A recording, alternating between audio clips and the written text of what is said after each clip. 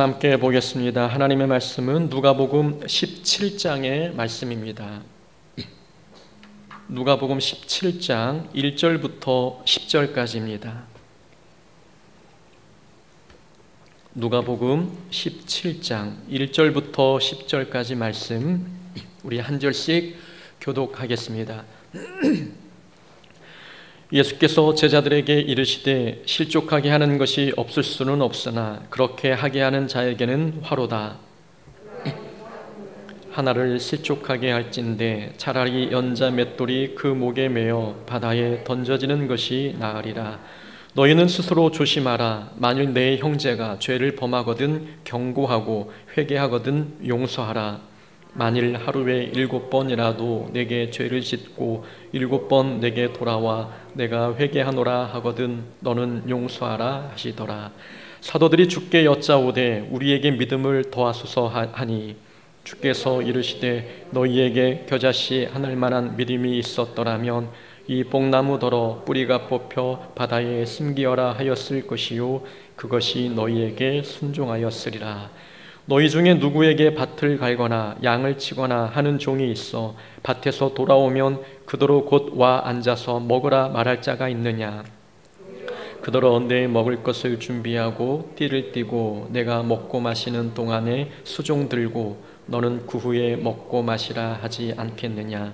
명한 대로 하였다고 그 종에게 감사하겠느냐?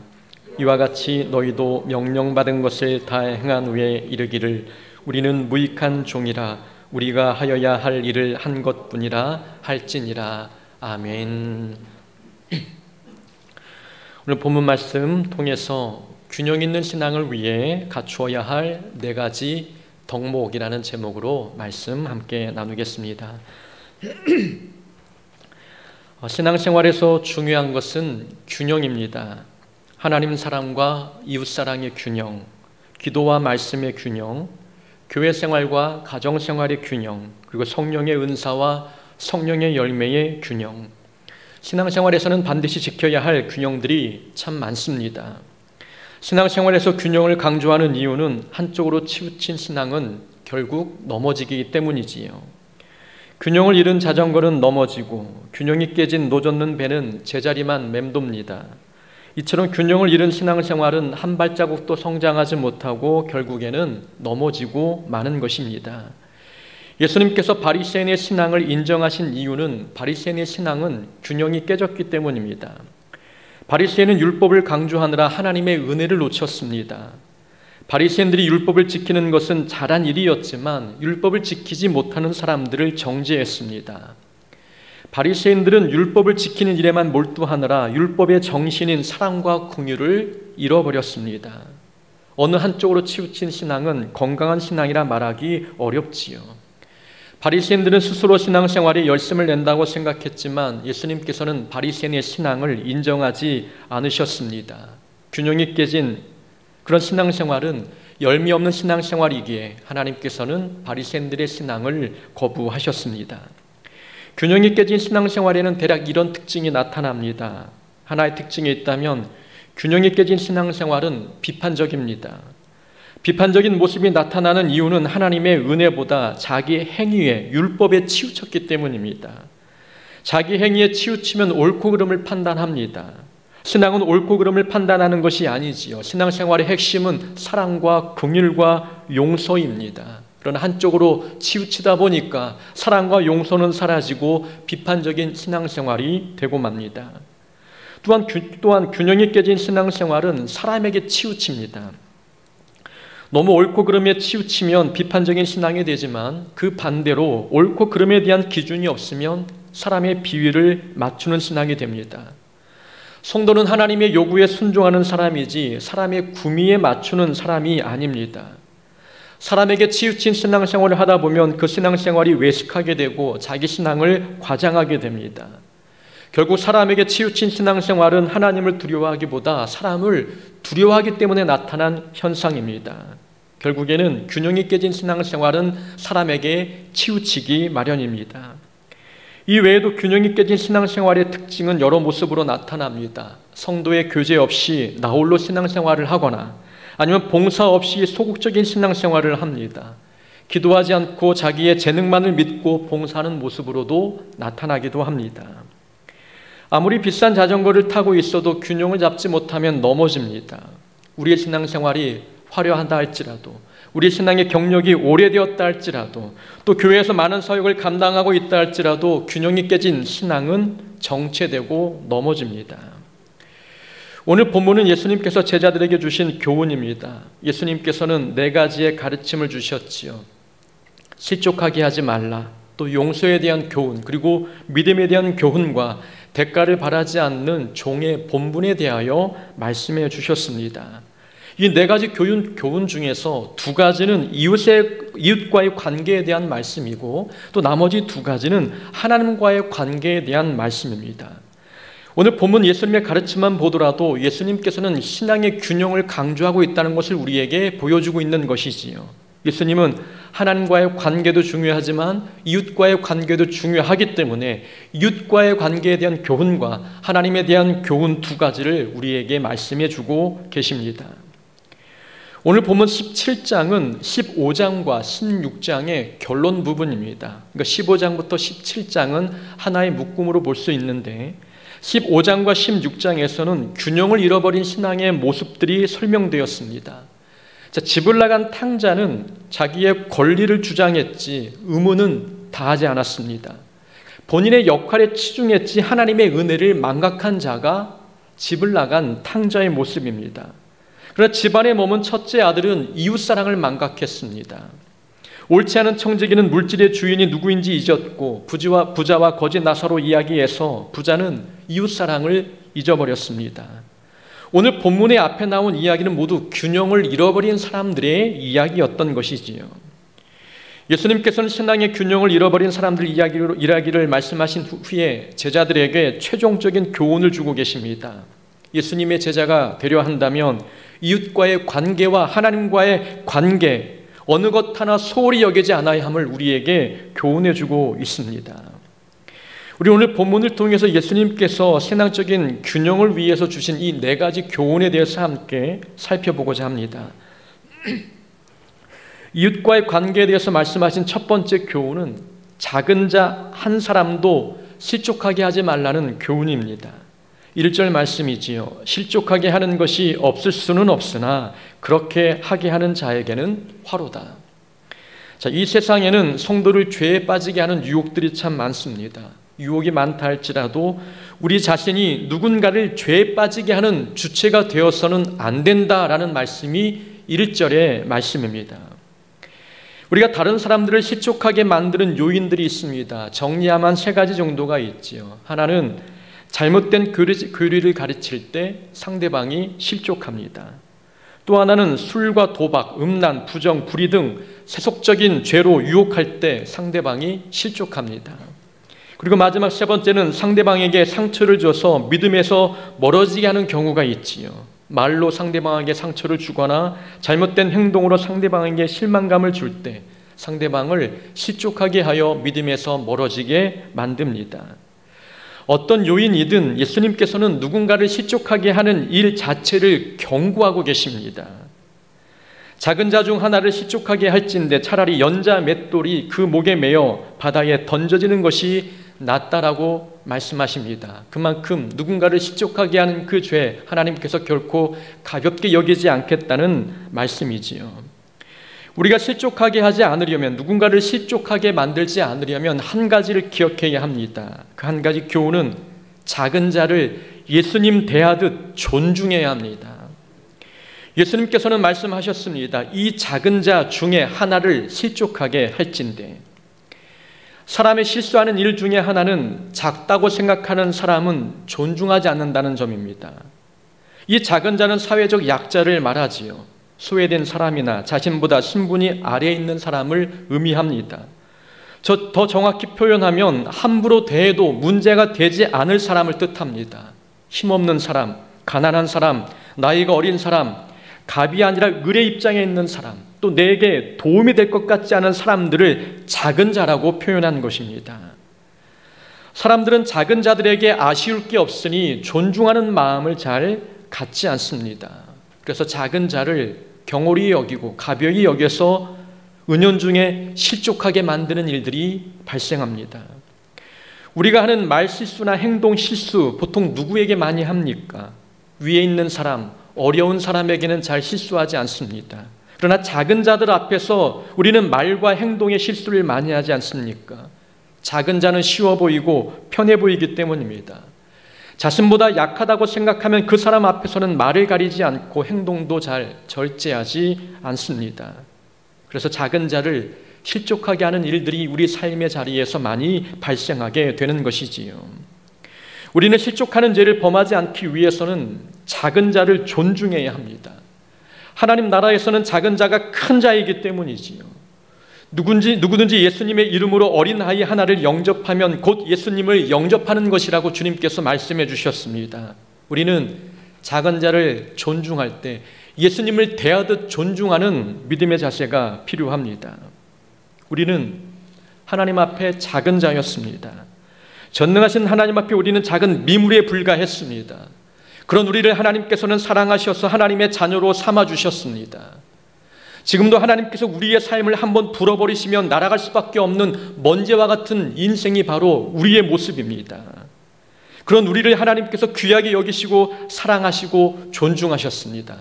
그럼 우리도 작은 자를 존중해야 되지 않겠습니까?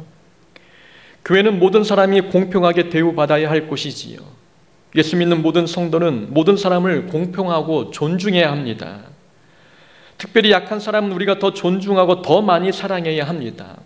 상대방을 존중하는 마음을 가질 때, 상대방을 존중하게 될 때 상대방이 하는 말과 행동을 우리는 조심할 수 있게 됩니다. 우리가 누군가에게 상처를 주고 실족하게 한다는 것, 그것은 고의로 하는 적은 그렇게 많지 않습니다. 그러나 실수로 편하다는 이유로 상처를 줍니다. 상대방을 존중한다면, 귀하게 여긴다면, 정말 사랑하는 자로 여기게 된다면 우리는 상대방을 실족하게 만들지 않을 수 있습니다. 예수님께서는 작은 자를 실족하게 하지 않는 것이 제자의 도리임을 말씀하고 계십니다. 예수님의 제자가 되어 누군가를 실족하게 하는 죄를 범하지 않으려면 작은 자를 존중해야 합니다. 예수님께서 이웃과의 관계에서 말씀하신 두 번째 교훈은 용서에 관한 말씀입니다. 죄를 범하거든 경고하고 회개하거든 용서하라. 이것이 3절에서 예수님께서 우리에게 주신 교훈이지요. 죄를 범하거든 경고하고 회개하거든 용서하라. 그것도 하루에 7번 잘못을 했을 때에도 용서를 구하면 기꺼이 용서하라고 말씀하셨습니다. 자, 누군가 우리에게 하루에 7번 잘못했다고 한번 생각해 보십시오. 과연 용서가 쉬울까요? 7번 잘못하고 찾아와서 회개했다고 하면 이 사람의 회개가 진짜일까라는 의심이 들지 않겠습니까?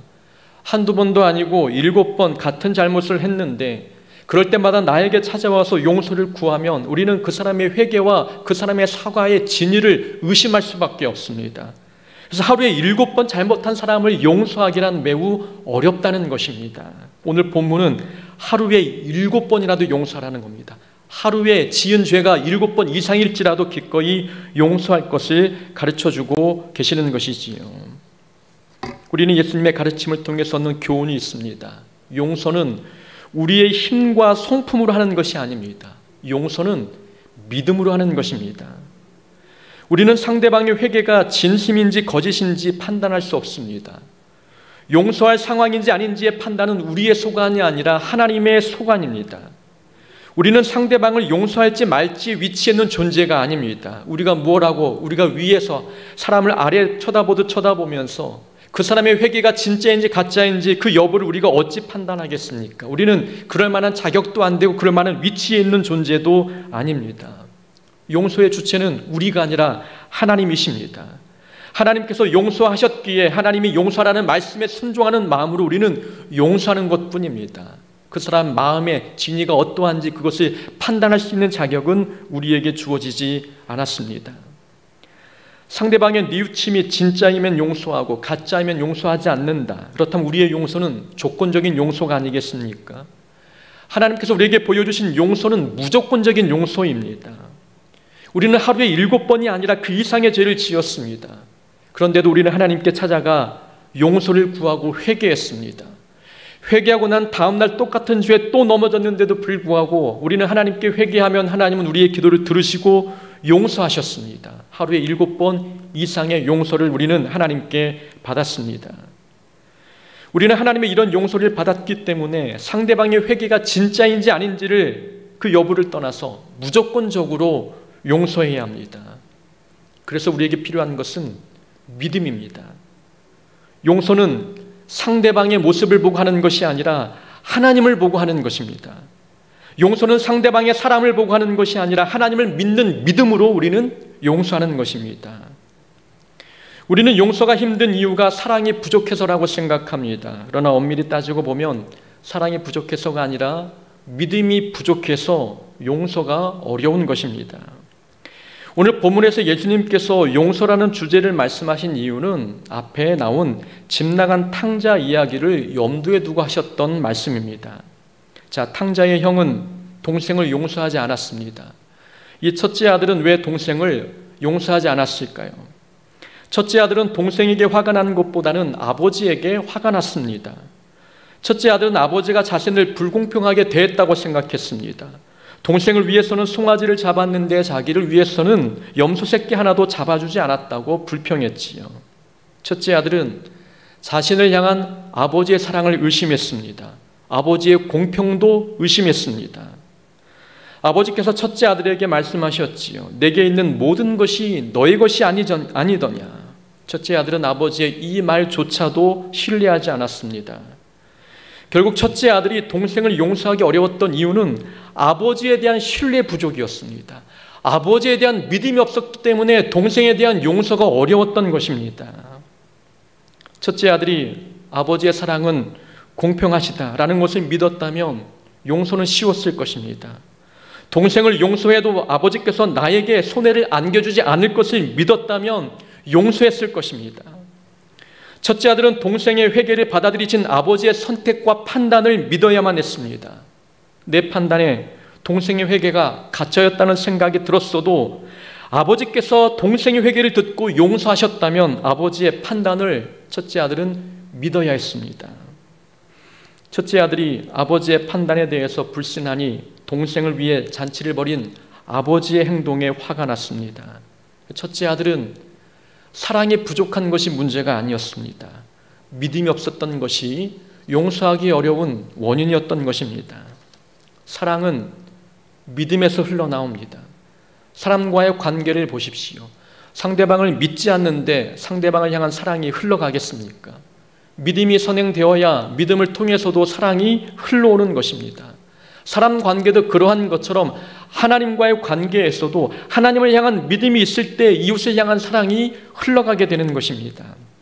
하나님을 향한, 하나님의 능력을 향한 믿음, 하나님의 섭리를 믿는 믿음이 있을 때 믿음이 클수록 용서도 커지는 것입니다. 용서가 어려운 이유는 용서를 하고 난 뒤의 일이 두렵기 때문입니다. 용서했을 경우에 내가 불공평한 대우를 받을까 봐, 내가 또 다른 손해를 볼까 봐, 내 마음에 더 큰 상처를 입을까 봐 두려워서 용서가 어렵습니다. 이 두려움은 사랑의 결핍이 아닌 믿음의 결핍에서 나오는 것 아닙니까? 우리는 하나님께서 우리의 용서를 통해 일하신다는 것을 믿어야 합니다. 하나님께서 우리의 용서가 우리에게 손해가 아니라 유익으로 돌아오게 하실 것을 믿어야 합니다. 그러면 용서가 가능해집니다. 우리의 용서가 우리 마음에 상처로 남지 아니하고 하나님의 은혜로 남는다는 것을 믿으면 우리는 용서가 어렵지 않습니다. 우리의 용서가 그리스도의 성품을 닮아가는 과정임을 믿는다면, 우리의 용서가 천국의 기업으로 이어질 것을 믿는다면 용서는 우리에게 그렇게 불가능한 일은 아닙니다. 다윗은 자신을 비난하고 저주했던 시므이를 벌하지 않았습니다. 용서했습니다. 이유는 하나님께서 자신을 다시 왕의 자리로 돌아오게 하실 것을 믿었기 때문입니다. 하나님의 능력과 하나님의 섭리와 하나님의 계획을 의심하지 않은 다윗은 자기를 비난하고 저주한 시므이를 용서할 수 있었습니다. 그 용서는 믿음에서 나오는 것입니다. 용서는 내 힘과 성품으로 할 수 있는 것이 아니죠. 용서는 믿음으로 하는 것입니다. 상대방의 모습을 보고 용서하는 것이 아니라 하나님을 믿는 믿음으로 말미암아 용서하는 것입니다. 그래서 용서에는 믿음이 필요합니다. 그래서 제자들은 5절에서 예수님께 믿음을 더해달라고 요청했습니다. 하루에 7번이라도 용서하려면 큰 믿음이 필요하다고 제자들은 생각했습니다. 그래서 예수님께 우리에게 믿음을 더하소서라고 요청했습니다. 제자들이 큰 믿음을 요구하자 예수님께서는 이제 용서에서 믿음이라는 주제로 말씀을 이어가셨습니다. 예수님께서 겨자씨 하나만한 믿음이 있었더라면 이 뽕나무더러 뿌리가 뽑혀 바다에 심겨라 하였을 것이요 그것이 너희에게 순종하였을 것이다 라고 말씀하셨습니다. 자, 겨자씨는 고운 모래보다 더 작은 씨앗입니다. 겨자씨는 비록 크기는 작아도 자라고 나면 새들이 깃들 만큼 큰 나무가 됩니다. 예수님께서 믿음을 겨자씨에 비유하신 이유는 믿음이 가지고 있는 생명력을 강조하기 위함이었습니다. 작은 믿음일지라도 믿음의 생명력이 있어서 믿음으로 이루지 못할 일이 없다는 것을 말씀하십니다. 작은 믿음이라 할지라도 생명 있는 믿음은 우리의 앞길에 놓여있는 불가능한 문제도 가능한 문제로 바꿀 수 있는 그 힘이 믿음에 있다라고 우리에게 말씀하십니다. 여기서 주목할 점은 제자들이 가지고 있는 믿음의 개념과 예수님이 가지고 계신 믿음의 개념이 달랐다는 것입니다. 제자들은 믿음을 더하기의 개념으로 이해했습니다. 제자들은 지금 가지고 있는 믿음은 부족하니 더 많은 믿음을 주셔야 주님께서 가르쳐 주신 말씀에 순종할 수 있다고 생각했습니다. 믿음이 작으니까 더해달라는 것입니다. 그러나 예수님은 믿음을 많고 적음이나 크고 작음의 개념으로 말씀하지 않으셨습니다. 예수님은 믿음이 살아있느냐 죽었느냐의 개념으로 말씀하셨습니다. 믿음은 크기가 문제가 아닙니다. 생명력이 중요하다는 말씀을 예수님께서 하고 계십니다. 믿음이 살아있다면, 믿음의 생명력이 있다면 뽑힐 것 같지 않은 뽕나무가 뽑혀 바다에 심겨질 정도의 능력이 나타난다고 우리에게 말씀해주고 계십니다. 예수님의 가르침을 보면 믿음은 크고 작음이 없습니다. 예수님이 말씀하신 믿음의 개념은 살아있는 믿음이냐 아니면 죽은 믿음이냐 둘 중에 하나인 것입니다. 우리 여기서 교훈을 얻지요. 믿음에는 크고 작음의 문제가 아니라 살아있느냐 죽었느냐의 문제라면 모든 성도는 하나님께 순종할 수 있는 믿음을 가지고 있는 것입니다. 우리가 예수님을 믿고 있습니까? 예수님이 나의 하나님 되시고 내 구세 되심을 믿고 있습니까? 그렇다면 이런 믿음이 있다면 우리는 누구나 하나님 말씀에 순종할 수 있습니다. 하나님이 말씀하신 것이 우리에게는 부담이 된다 할지라도 믿음이 있다면 순종이 가능합니다. 하나님, 저는 믿음이 부족해서 순종이 어렵습니다. 이런 말은 오늘 예수님께서 가르쳐 주신 말씀에 비추어 보면 성립이 안 되는 것입니다. 예수님의 가르침대로라면 믿음이 작아서 우리가 순종하지 못하는 것이 아닙니다. 우리가 순종하지 못하는 이유는 믿음의 능력과 믿음의 생명력을 신뢰하지 않기 때문입니다. 믿음이 작다는 이유로 자신의 불순종을 우리는 정당하지 말아야 합니다. 저는 믿음이 부족해서, 믿음이 작아서 순종이 어렵습니다. 그런 말은 성립이 되지 않는다는 것입니다. 우리에게 겨자씨만한 믿음이 있다면 하루에 7번 용서하는 것도 가능하다고 주님께서 말씀하십니다. 주님의 가르침에 불순종할 수 있을 만큼 믿음 없는 사람은 없다고 우리에게 말씀하고 있는 것이지요. 본문을 다시 보면 제자들은 예수님께서 말씀하신 이 용서라는 가르침에 순종하기 위해서는 더 큰 믿음이 있어야 한다고 생각했습니다. 제자들의 말은 믿음이 부족해서 용서가 어렵습니다 라는 뉘앙스를 풍기고 있지요. 예수님께서는 용서라는 말씀에 순종하기 위해서는 믿음이 더 필요한 것이 아님을 말씀합니다. 지금의 믿음으로도 충분히 순종이 가능하다고 말씀합니다. 믿음은 크고 작음이 없기 때문입니다. 우리의 믿음은 살아있는 믿음이기에 지금 가지고 있는 믿음만으로도 누구나 주신 말씀에 순종할 수 있습니다. 우리는 우리의 믿음의 능력을 과소평가하지 말아야 합니다. 믿음은 내 능력을 드러내는 통로가 아니지요. 믿음은 하나님의 능력을 드러내는 통로입니다. 믿음이 하나님의 능력을 보여주는 통로라고 한다면 믿음이 작아서 순종이 어렵다는 말은 어폐가 있습니다.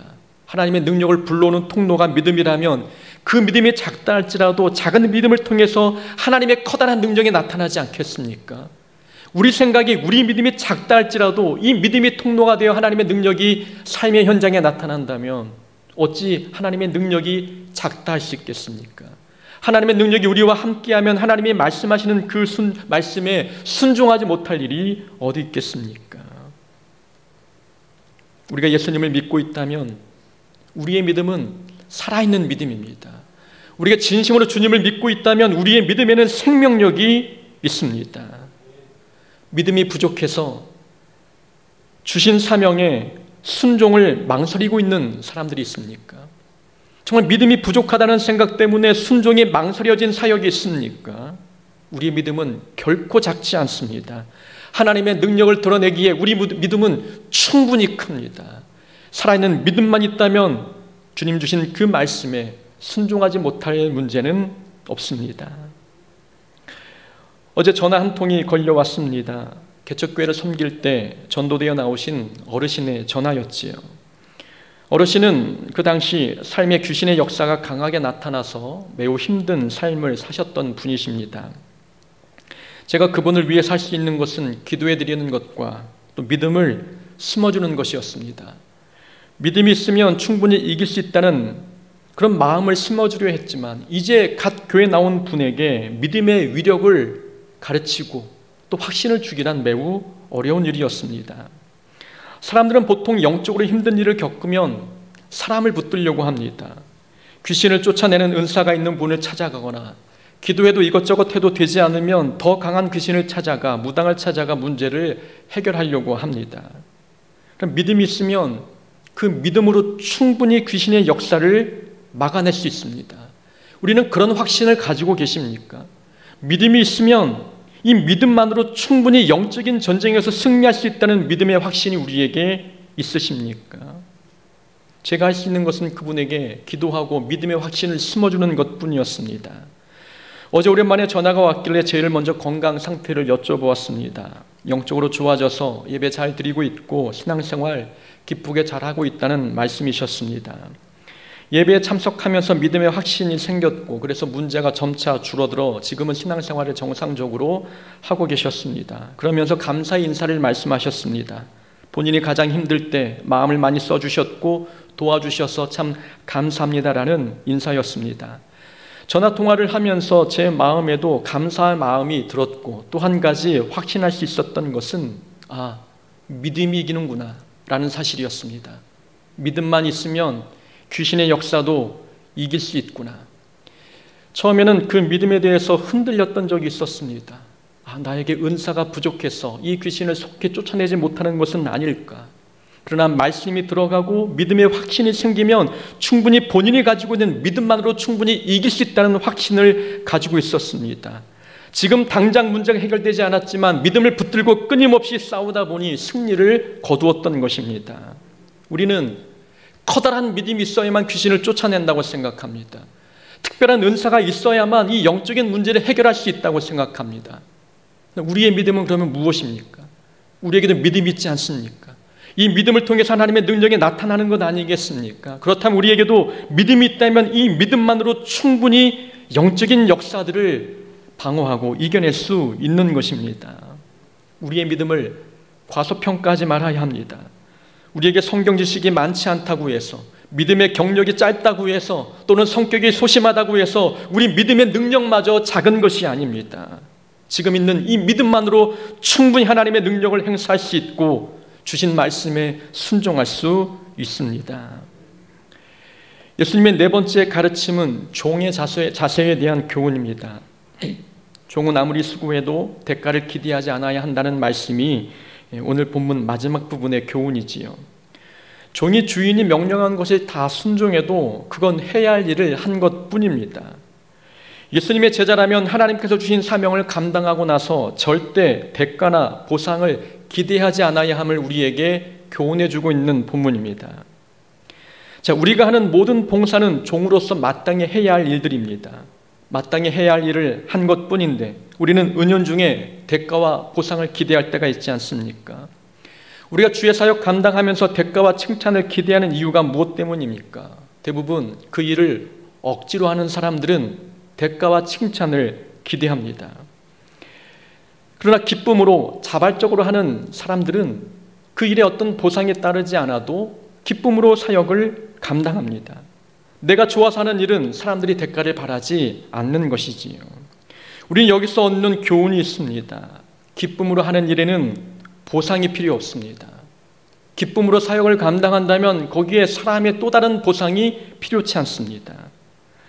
사람은 어떤 일을 하든 그 일을 하기 위해서는 동력이 필요합니다. 그 일을 열심히 할 수 있도록 동력이 공급되어야 되는 것이지요. 근데 기쁨으로 일하는 사람은 기쁨 자체가 동력이 됩니다. 내가 좋아서 하는 일이라면 그 안에 기쁨이 있기 때문에 기쁨 자체가 동력이 되어서 사람들의 인정이나 칭찬이 없어도 재미있게 사역을 감당해 갑니다. 근데 억지로 하는 사람은 그 안에 기쁨이 없습니다. 그 억지로 하는 사람에게 동력을 공급하려면 칭찬을 해줘야 되고 보상과 대가를 줘야 합니다. 끊임없이 칭찬과 보상을 해줘야 억지로 일하는 사람은 그것을 동력 삼아 그 일을 해나가는 것이지요. 근데 하나님의 일은 음지에서 이루어지는 일들이 더 많습니다. 열심히 일해도 사람들이 잘 알아주지 않는 일들이 많지요. 우리가 주의 사역 감당하며 칭찬과 보상을 기대한다면 기대만큼 채워지지 않는 경우가 더 많습니다. 그러다 보니까 주어진 사역을 처음에는 잘 감당하다가 나중에는 대가와 칭찬이 없으니 포기하는 일들이 생기는 법이지요.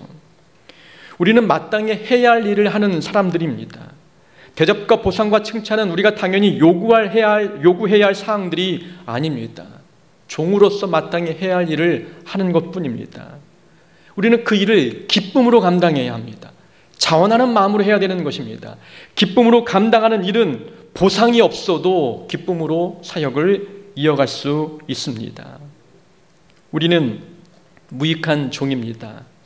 무익한 종이라는 그것은 어떤 대가가 없어도 주어진 일을 충성으로 감당하는 자, 그들을 무익한 종이라고 말합니다. 우리가 제자라면 그런 믿음의 자세가 필요하지 않겠습니까?